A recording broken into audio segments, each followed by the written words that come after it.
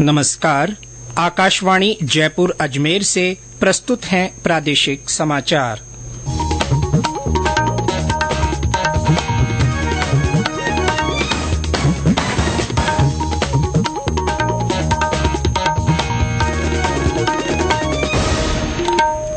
मुख्य समाचार। लोकसभा चुनाव के मद्देनजर राज्य में आदर्श आचार संहिता की पालना कराने के लिए जुटा निर्वाचन विभाग। प्रोटोकॉल के अनुसार कार्यवाही जारी। जिला निर्वाचन अधिकारियों ने चुनाव को लेकर तैयारियां तेज की। मतदाता जागरूकता गतिविधियों का भी हो रहा है आयोजन। राज्य में अलग अलग हादसों में 4 लोगों की मृत्यु। और प्रदेश भर में फागोत्सव का उल्लास। खाटू श्याम जी का फाल्गुन मेला परवान पर।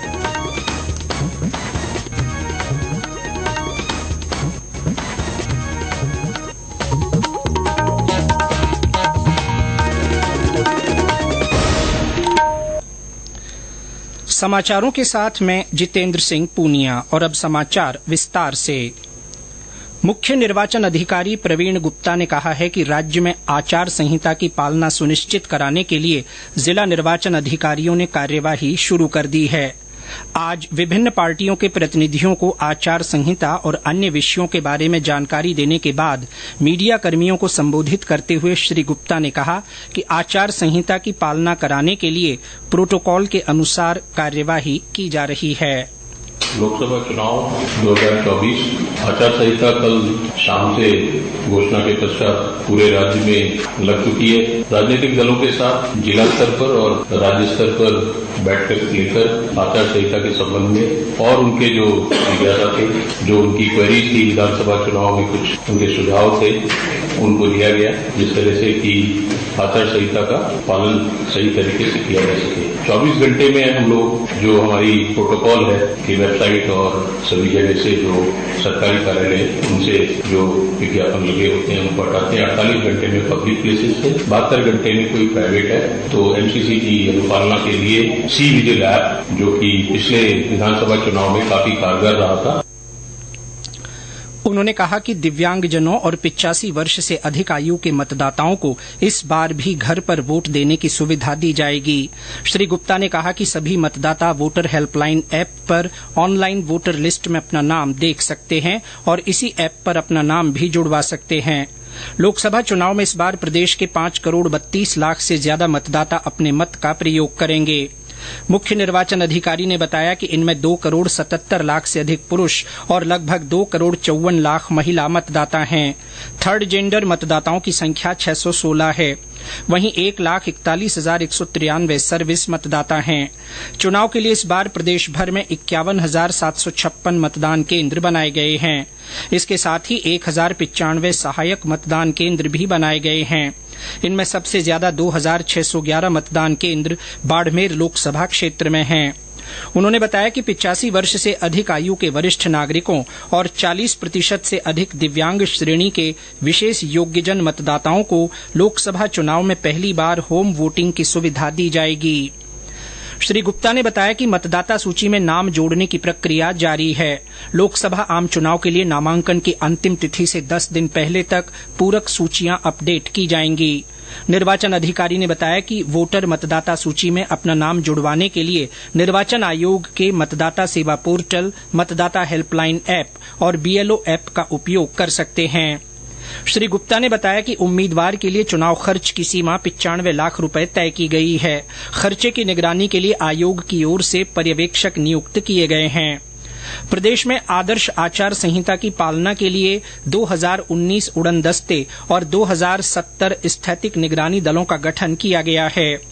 गौरतलब है कि प्रदेश की 25 लोकसभा सीटों में से 4 अनुसूचित जाति और 3 अनुसूचित जनजाति के लिए आरक्षित हैं। वहीं 18 सीटें सामान्य वर्ग के लिए हैं। निर्वाचन आयोग ने सर्वोच्च न्यायालय की रजिस्ट्री से प्राप्त डिजिटल डाटा आज अपनी वेबसाइट पर अपलोड कर दिया है। ये डाटा निर्वाचन आयोग की वेबसाइट पर देखा जा सकता है। निर्वाचन आयोग ने एक बयान में कहा है कि सर्वोच्च न्यायालय के आदेश के अनुसार राजनीतिक दलों ने चुनावी बॉन्ड से संबंधित डाटा सीलबंद लिफाफे में दिया था और लिफाफे को खोले बिना इन्हें सर्वोच्च न्यायालय को सौंपा गया था। न्यायालय के 15 मार्च के निर्देश के अनुसार सर्वोच्च न्यायालय की रजिस्ट्री ने ये डाटा सील कवर में फिजिकल माध्यम से और पेन ड्राइव में चुनाव आयोग को वापस कर दिया है। लोकसभा चुनाव का कार्यक्रम घोषित होने के साथ ही प्रदेश के निर्वाचन अधिकारियों ने तैयारियां तेज कर दी हैं। सवाईमाधोपुर जिले में शांतिपूर्ण तथा भयमुक्त चुनाव के मद्देनजर जिला प्रशासन ने धारा 144 लागू कर दी है, जो 5 जून मध्य रात्रि तक प्रभावी रहेगी। जिला निर्वाचन अधिकारी डॉ खुशहाल यादव ने आदर्श आचार संहिता की पालना को लेकर दिशा निर्देश जारी किए हैं। वहीं बूंदी में भी जिला प्रशासन ने निषेधाज्ञा लागू की है। डूंगरपुर जिला निर्वाचन अधिकारी ने आज कलेक्ट्रेट सभागार में राजनीतिक दलों के प्रतिनिधियों की बैठक लेकर आदर्श आचार संहिता की पालना सहित कई विषयों की जानकारी दी। टोंक जिला निर्वाचन अधिकारी ने बताया कि आदर्श आचार संहिता के प्रभावी रहने तक सभी सरकारी और निजी स्थानों पर किसी भी प्रत्याशी द्वारा बिना अनुमति के लगाई जाने वाली प्रचार सामग्री को प्रतिबंधित किया गया है। चित्तौड़गढ़ और कपासन में भयमुक्त मतदान करने के उद्देश्य से सुरक्षा बलों ने फ्लैग मार्च निकाला। भरतपुर संभाग के डीग जिले के कामा में सुरक्षा बलों ने फ्लैग मार्च निकाला और मतदाताओं से भयमुक्त होकर मतदान करने की अपील की। लोकसभा चुनाव के मद्देनजर आकाशवाणी समाचार जयपुर की ओर से मतदाता जागरूकता के लिए संदेश श्रृंखला शुरू की गई है। इसमें श्रोता संदेश भेजकर आम जन को वोट डालने के लिए प्रेरित कर सकते हैं। श्रोता अपने संदेश रिकॉर्ड कर या टाइप कर व्हाट्सएप नंबर 9414052368 पर भेज सकते हैं। चुनिंदा संदेशों को समाचार बुलेटिनों में स्थान दिया जाएगा। इसी कड़ी में आज सुनिए सीकर जिले से हमारे श्रोता का संदेश। मैं हनुमंत चौधरी दांतरामगढ़ जिला सीकर का हूँ। मतदान भी एक त्योहार है। हमारे मत की बड़ी कीमत होती है।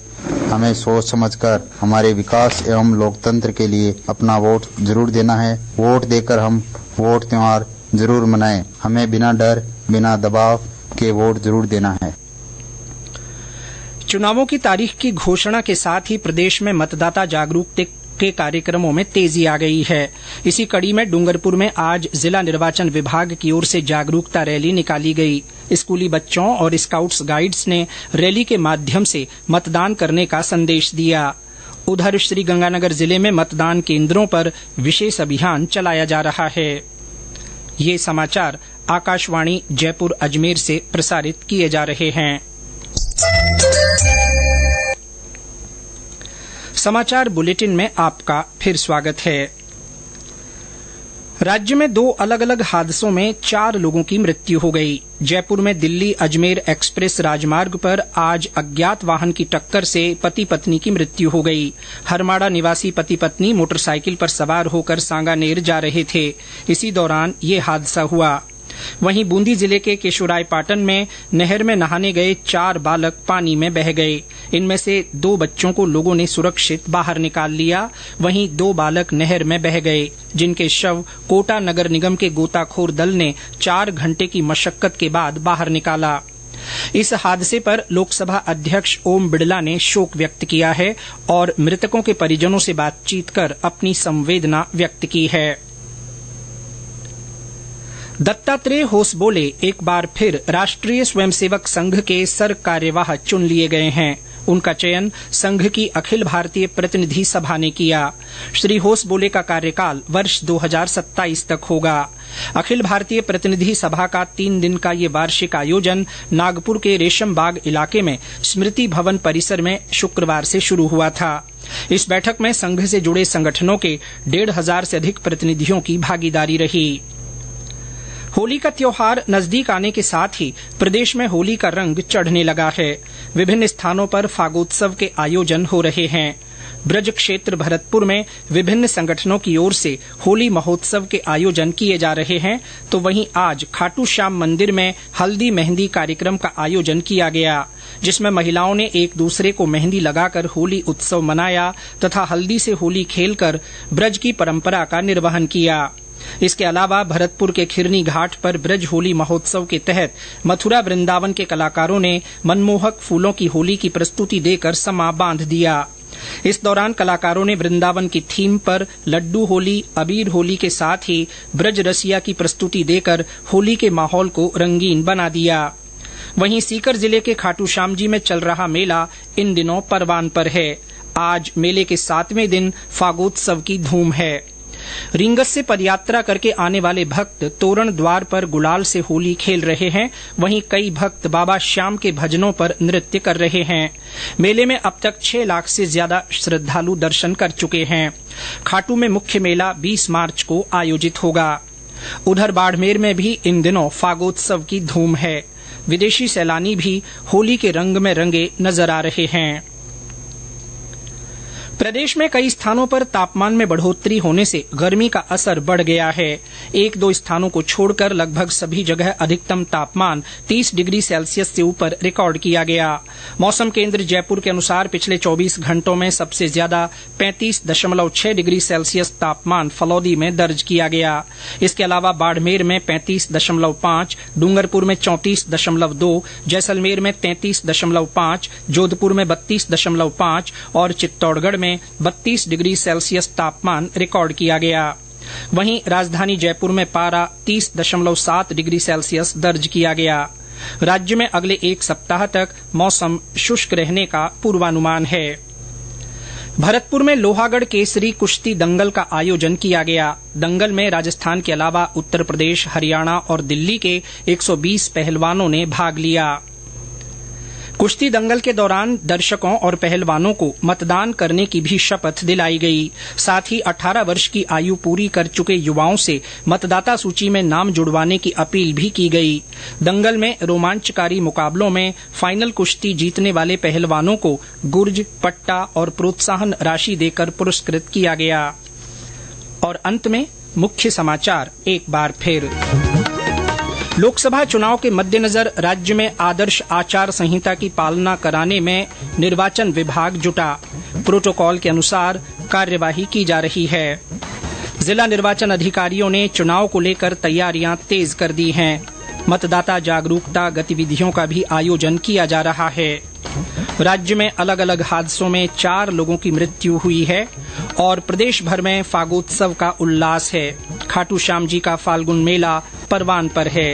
इसके साथ ही प्रादेशिक समाचार बुलेटिन समाप्त हुआ। नमस्कार।